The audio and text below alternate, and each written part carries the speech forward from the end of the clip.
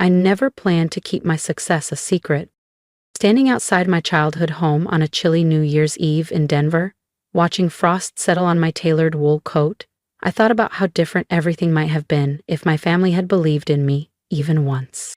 My name is Emily Harper, and I'm the founder and CEO of Sentinel Strategy Partners, one of the fastest-growing management consulting firms in the Rocky Mountain region. But to my family, I'm still just the reckless daughter who walked away from a secure position at Hamilton & Crow 4 years ago to chase a pipe dream. The string lights on the porch flickered as I recalled last winter's family gathering. "When are you going to get a real job?" my sister Claire asked, twisting her diamond-studded bracelet. "Dad knows people at JP Chase. They're always hiring entry-level analysts," she added, smirking. I smiled politely, careful not to mention that JP Chase had just retained Sentinel for a $75 million 0-cents strategic overhaul. My father, Michael Harper, had spent 35 years working his way up at Harper Tech Solutions, a family-faced tech firm where his younger brother Mark was now CEO. Dad's quiet resentment toward Mark's success shaped our family's unspoken rules. "Stability is everything," he'd lecture at dinner. "Follow the safe path. Build connections." Then he'd glance approvingly at Claire, who had followed his blueprint perfectly. Top business school, corporate job, and polished networking events. I took a different route. After graduating with degrees in business and data science, I spent 3 years at Hamilton & Crow, absorbing every detail of management consulting. While my peers chased office politics, I built something bigger. Starting with small freelance projects, my first client was a faltering SaaS startup. Within months, I'd helped them triple their revenue. Word spread fast. The day I quit Hamilton & Crow, Dad erupted. "You're throwing away a solid career for some fantasy." He was right. Being independent wasn't enough.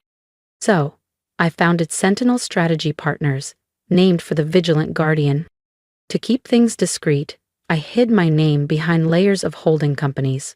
To the industry, Sentinel was an enigmatic but highly effective consulting powerhouse. To my family, I was just Emily, the struggling freelance consultant working out of a modest office downtown. That modest office was a front. My real headquarters spanned the top 3 floors of Denver's most prestigious business tower. But my family never came by, so they never knew. I took a deep breath and pressed the doorbell.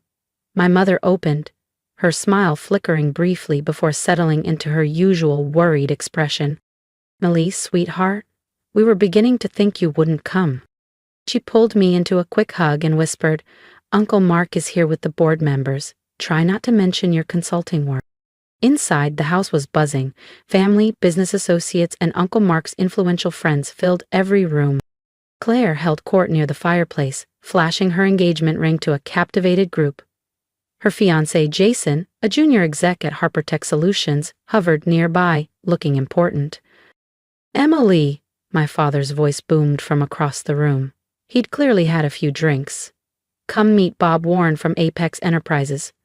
They need someone to handle their data entry." I stifled a laugh. Apex Enterprises was actually one of my clients, and we were in the middle of orchestrating their $200 million 0-cents expansion into Asia. Of course, they dealt with AP, the elusive CEO of Sentinel, not Emily Harper, the failed daughter. "Actually, Dad," I started, but was cut off by Uncle Mark's entrance. He strode in like a king, followed by several board members. My father's smile tightened, a familiar mix of resentment and forced respect. "Richard," Mark clapped my father on the back too hard, "quite a year at Harper Tech, though this merger's giving me gray hairs." I perked up. Harper Tech had been chasing a merger with Global Horizon Industries for months. What my uncle didn't know was that Global Horizon was one of my shell companies created just for this deal.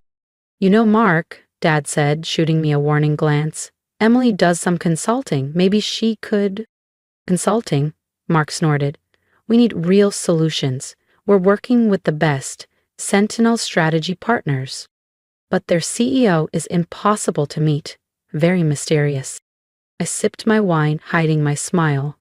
I'd been dodging Harper Tech's meeting requests for weeks, letting them sweat. One board member spoke up.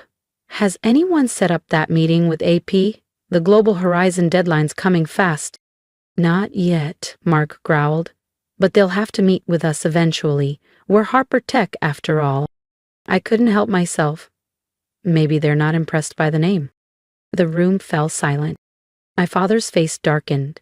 Emily, he warned. But I pressed on. From what I hear, Harper Tech's market position isn't as strong as you think. The Global Horizon merger isn't a power move. It's a desperate bid to avoid collapse. I knew I'd crossed a line. Years of dismissals and snide remarks had finally erupted. Mark's face flushed red. How dare you? What do you know about our company's status? Dad grabbed my arm, pulling me toward the kitchen. We need to talk. Now. Inside, he exploded. Have you lost your mind? Embarrassing me in front of Mark, the board? I was just... You're a disgrace, he shouted, playing consultant, pretending you understand business. You know nothing of the real corporate world. The kitchen door opened. Claire smirked, flanked by Jason and a few others. Maybe she should leave, Dad, Claire said sweetly. We don't want to upset Mark. This merger is crucial. Dad's face hardened. She's right. Get out. We don't need a lowly consultant spreading lies about us. I looked at their faces. Dad's fury, Claire's satisfaction, Mom's silent acquiescence. 5 years of hiding, letting them think I was a failure, all led here. Fine, I said quietly, grabbing my coat. But remember this moment. Tomorrow will be interesting. Is that a threat? Jason sneered. What could I do? I smiled, thinking of the merger documents on my desk, waiting for my signature, not as Emily Harper, but as EP CEO of Sentinel Strategy Partners. At Christmas, I said, stepping into the snowy night. They had no idea their world would change tomorrow. The next morning, I arrived at Sentinel's headquarters before dawn. The city slept, but our top floors buzzed. Good morning, Miss Phoenix. Emma, my executive assistant, greeted me. One of 3 people who knew both sides of my life. The Harper Tech delegation is scheduled for 10 a.m. Your uncle has called 4 times already, trying to move it earlier. I smiled, settling into my office. The entire floor was designed to project power. Floor-to-ceiling windows overlooking Denver's skyline. Modern art worth millions. And at the center, my desk. Crafted from a single slab of rare black walnut. This was where I truly belonged, not in my father's kitchen being told I knew nothing about business. How many are coming? I asked, reviewing the merger documents. 8, Emma replied. Mark Harper, 4 board members, their CEO. She hesitated. And your father and Claire. Mr. Harper insisted on bringing his head of strategic planning and her fiancé. Of course he did. Claire had just been promoted to that position last month. Another example of Harper Tech nepotism. I took a deep breath, recalling last night's humiliation. Emma, call Gregory at Global Horizon. Tell him to be ready. She nodded. Gregory ran Global Horizon, my shell company, and knew exactly what role to play in today's drama. At 9:45, Emma's voice came over the intercom. They're here, early, as expected. Let them wait 15 minutes, I instructed. Then bring them to the main conference room. I used those 15 minutes to steady myself. The moment I stepped into that room, everything would change. At exactly 10 a.m., I heard their footsteps. Through the frosted glass I saw them, Mark pacing impatiently, Dad sitting stiffly, Claire whispering to Jason. I straightened my Armani suit, checked my reflection one last time, and opened the door. Silence fell. Mark recovered first. What is this? Where is EP? We came to meet the CEO of Sentinel. I walked calmly to the head of the table. You are? Mark asked. I'm EP, Emily Parker, CEO of Sentinel Strategy Partners. I smiled. Though you might know me better as Emily Harper. This is impossible, Dad whispered. Claire stood so fast her chair toppled. This is a joke. She's lying, just a small-time consultant. I spoke quietly but firmly, and she sat immediately. Emma, Please distribute the packages. If Emily's bold move caught your attention, there's so much more ahead. Moments of truth, power shifts, and unbreakable resolve. Subscribe now to follow her journey, and don't miss the next chapter of this unstoppable rise. Emma handed each person a thick folder containing detailed analyses of HarperTech's financial status, market vulnerabilities, and my proposed merger terms. As you can see, I began, HarperTech's position is extremely fragile. Your efforts to modernize your tech infrastructure have failed, burning through cash reserves. Your market share has dropped 40% in 3 years. Without this merger, you're 6 months from bankruptcy. Mark's face flushed a deep red. How dare you? These numbers are confidential, he snarled. Nothing is confidential from me, I replied calmly. Sentinel has been watching HarperTech for years. We own significant portions of your debt through subsidiaries. We also own Global Horizon Industries. Jason chuckled nervously. That's ridiculous. Global Horizon is a major international corporation. Global Horizon is a shell company I created specifically to force this merger, I revealed, joining their growing horror. Every deadline, every pressure point, every negotiation, all orchestrated by me. Dad finally spoke. Why? Why would you do this? I met his eyes. Because none of you ever believed in me. Last night you kicked me out of Christmas dinner for daring to speak about business.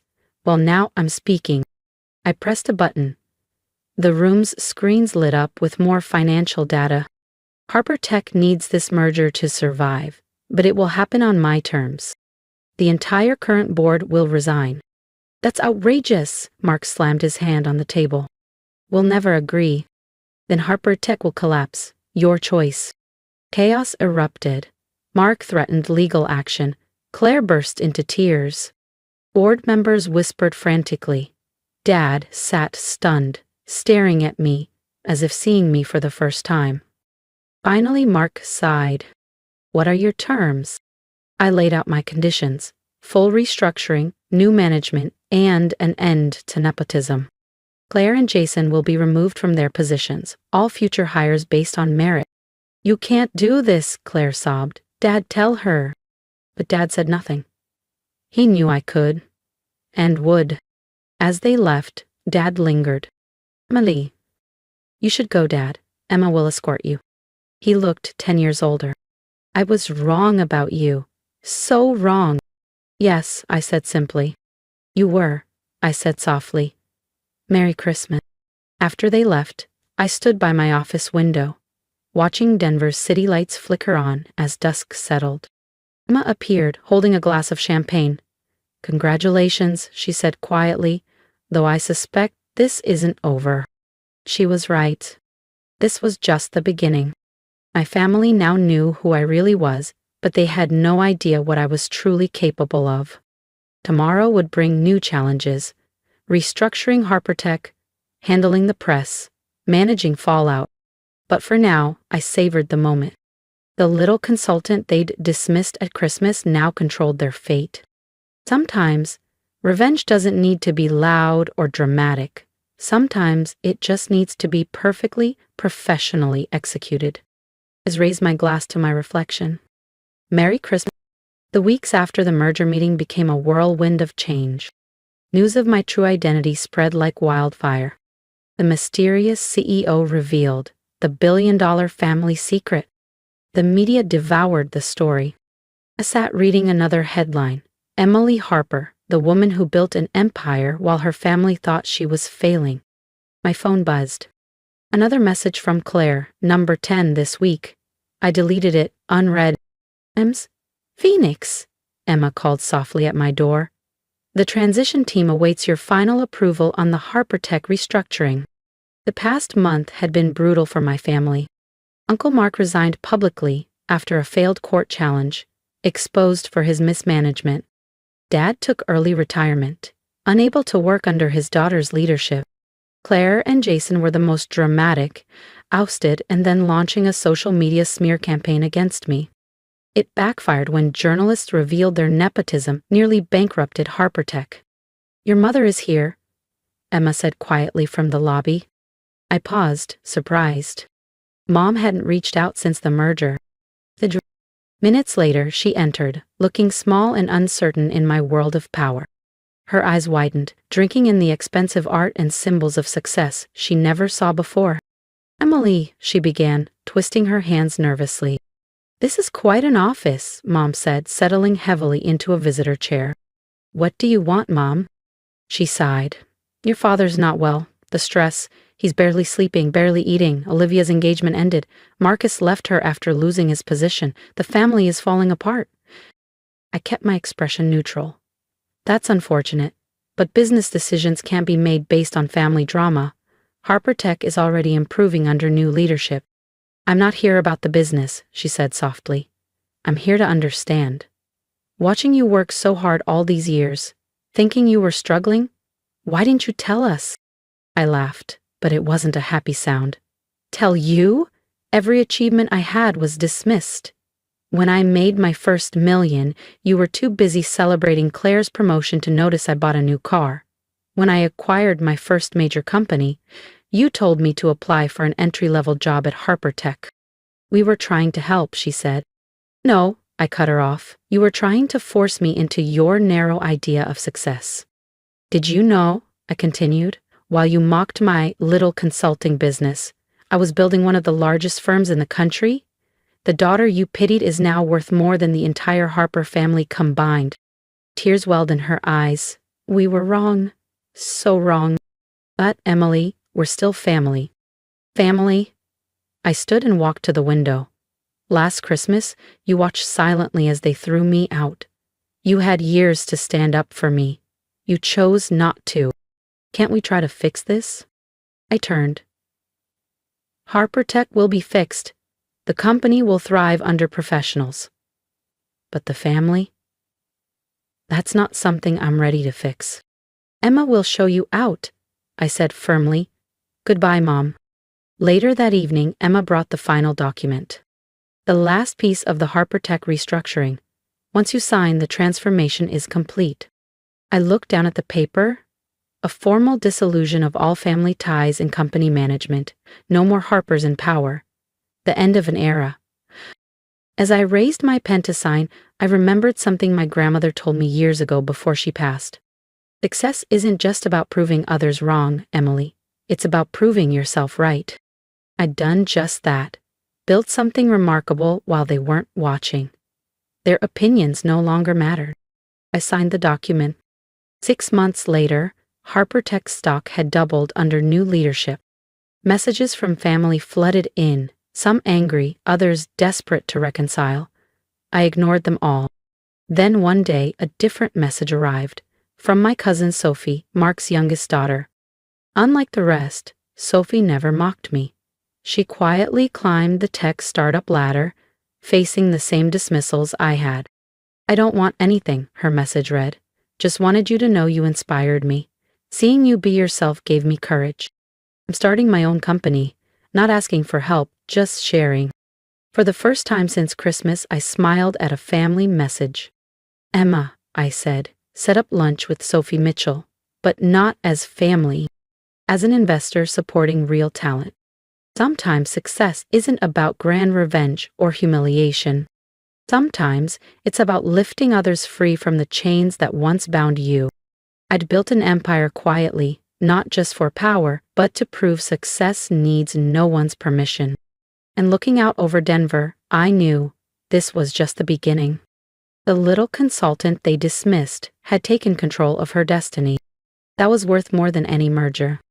If Emily's journey has inspired you, I'd love to hear your thoughts. What advice would you give to someone fighting to prove their worth against all odds? Drop a comment below and share your story or encouragement. Remember, success isn't just about showing others. It's about believing in yourself when no one else does. Keep pushing, stay focused, and don't let anyone else define your path. Together, we can uplift each other and turn challenges into triumphs. Your support means the world. So join me on this journey by subscribing and staying connected for what's next.